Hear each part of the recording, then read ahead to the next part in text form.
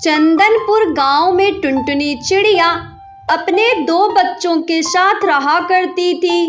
टुनटुनी चिड़िया बहुत ही दयालु स्वभाव की थी। वे हमेशा गरीब पक्षियों की मदद किया करती थी। उसी के पड़ोस में एक कालू कौवा रहता था, जो बहुत ही निर्दयी और लालची स्वभाव का था। अरे, इस टुनटुनी के पास तो कितना बड़ा घर है और पैसा भी बहुत है। अब तो इसका पति भी नहीं है और बच्चे भी छोटे छोटे हैं। क्यों न इससे इसका घर और पैसा अपने नाम करा लिया जाए। यही अच्छा मौका है इसको अपनी जाल में फंसाने का। इतना सोचकर कालू कौवा टुनटुनी के घर आता है और उसको अपनी चिकनी चुपड़ी बातों में फंसाने लगता है। टुनटुनी बहन, अगर आप बुरा न माने तो मैं आपसे एक बात कहूँ। हाँ हाँ कालू भाई, बोलिए, क्या बात है? आप कुछ परेशान से लग रहे हैं।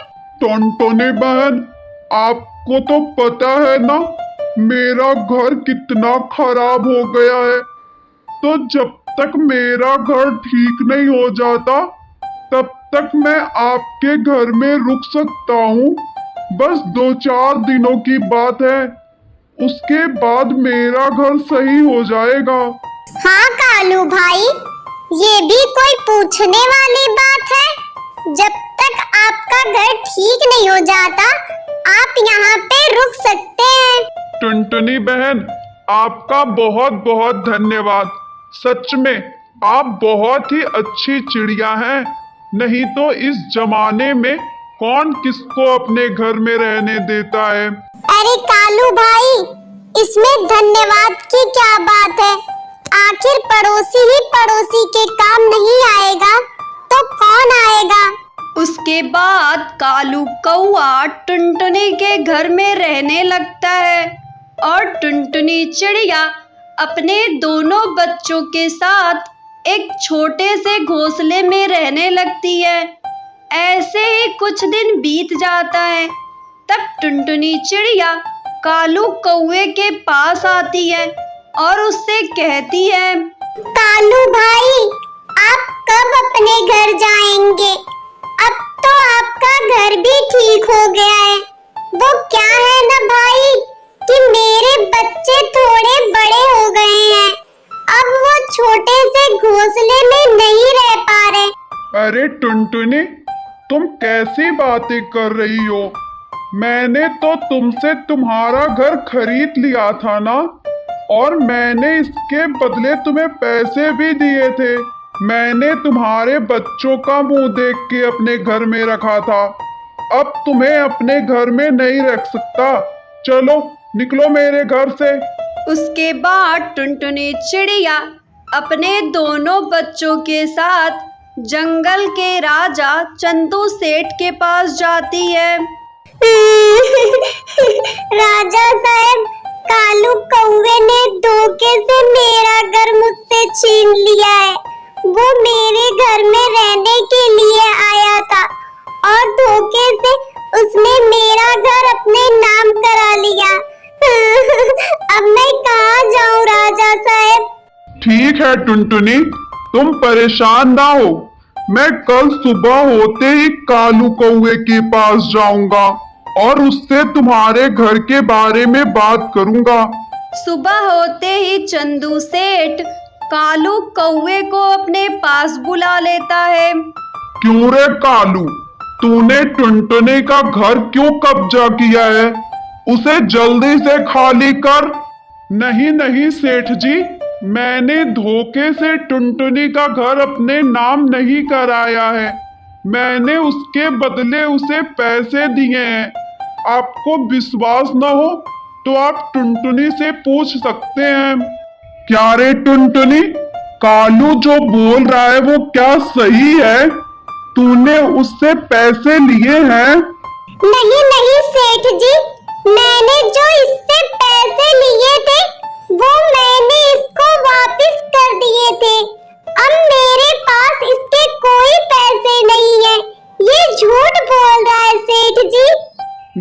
टुनटुनी, अगर तूने पैसे लिए हैं तो मैं तुम्हारी कोई मदद नहीं कर सकता। उसके बाद टुनटुनी चिड़िया अपनी बच्चियों के साथ वहीं पे रात गुजारने लगती है। तभी वहाँ पे रानी परी आ जाती है। अरे टुनटुनी, तुम इतने सुनसान जंगल में क्या कर रही हो?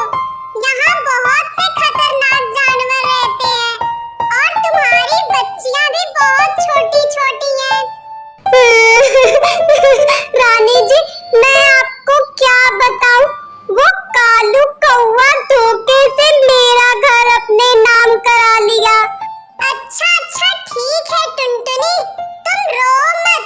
मैं अभी तुम्हारे लिए मिट्टी का घर बना देती हूँ, जहाँ तुम आराम से और सुरक्षित रह सकती हो। उसके बाद रानी परी उसके लिए जादुई मिट्टी का घर बना देती है, जिसे देखकर टुनटुनी चिड़िया बहुत ही खुश होती है और अपनी बच्चियों के साथ खुशी खुशी रहने लगती है। आओ बच्चों, खाना खा लो। मैंने तुम्हारी पसंद की बिरयानी बनाई है।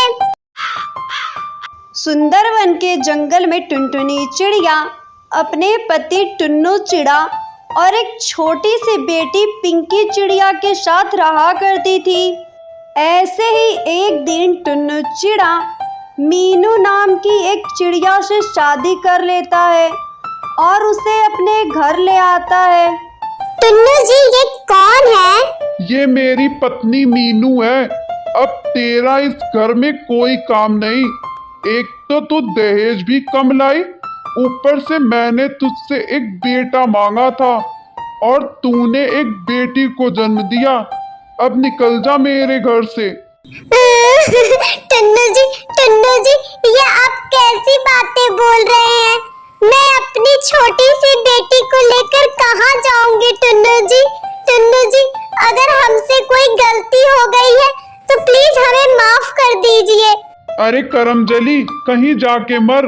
बस इस कलमुही को मेरी नजरों से दूर कर। अरे टुनटुनी चिड़िया, तुझे सुनाई नहीं देता क्या? अगर टुन्नू जी ने एक बार बोल दिया तो तू अपनी बेटी को लेकर यहाँ से चली जा। उसके बाद टुनटुनी चिड़िया अपनी बेटी पिंकी चिड़िया को लेकर वहाँ से चली जाती है और एक पेड़ पर एक छोटा सा घोंसला बना के उसमें रहने लगती है। जब सुबह होती है तो उसकी दोस्त लाडो चिड़िया उससे मिलने आती है। बंटी जी ने मेरे साथ बिल्कुल अच्छा नहीं किया। अब मेरा और मेरी बच्ची का क्या होगा? लाडो देखना, मैं उन्हें कभी माफ नहीं करूंगी। इतना बोलकर टुनटुनी चिड़िया फूट फूट कर रोने लगती है। कुछ देर बाद उसकी दोस्त लाडो चिड़िया वहाँ से चली जाती है। लाडो चिड़िया के जाने के बाद टुनटुनी चिड़िया अपनी बेटी को लेकर भोजन की तलाश में इधर उधर भटकने लगती है। पिंकी बिटिया, बहुत जोरों की भूख लगी है। मैं तो यहाँ किसी को जानती भी नहीं, किससे मदद मांगू? हाँ माँ, मुझे भी बहुत जोरों की भूख लगी है। मैंने कल से कुछ नहीं खाया है माँ, कुछ खाने को दो ना। तभी टुनटुनी चिड़िया की नजर कालू कौवे के समोसे के ठेले पर पड़ती है। वो उसके पास जाकर बोलती है, कालू भाई, अगर मेरे लायक कोई काम है तो बताओ ना भाई, मैं कर देती हूँ। कल से मेरी बेटी ने कुछ भी नहीं खाया है भाई। अरे चल भाग यहाँ से, मेरे पास तेरे लायक कोई काम नहीं है। एक तो मेरा दिमाग वैसे ही खराब है, आज सुबह से समोसे बनाने वाली चिड़िया नहीं आई।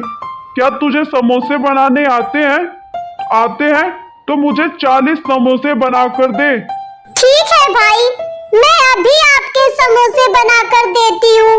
उसके बाद टुनटुनी चिड़िया अपनी बेटी के साथ मिलकर कालू कौवे के 40 समोसे बना देती है और उसे उसके पास दे देती है, जिसे देखकर कालू कौवा बहुत ही खुश होता है और टुनटुनी से कहता है, टुनटुनी, मुझे तुम बहुत ही अच्छी चिड़िया लगती हो और तुम समोसे भी बहुत अच्छी बनाती हो, इसलिए मैं तुम्हें काम पर रखता हूँ।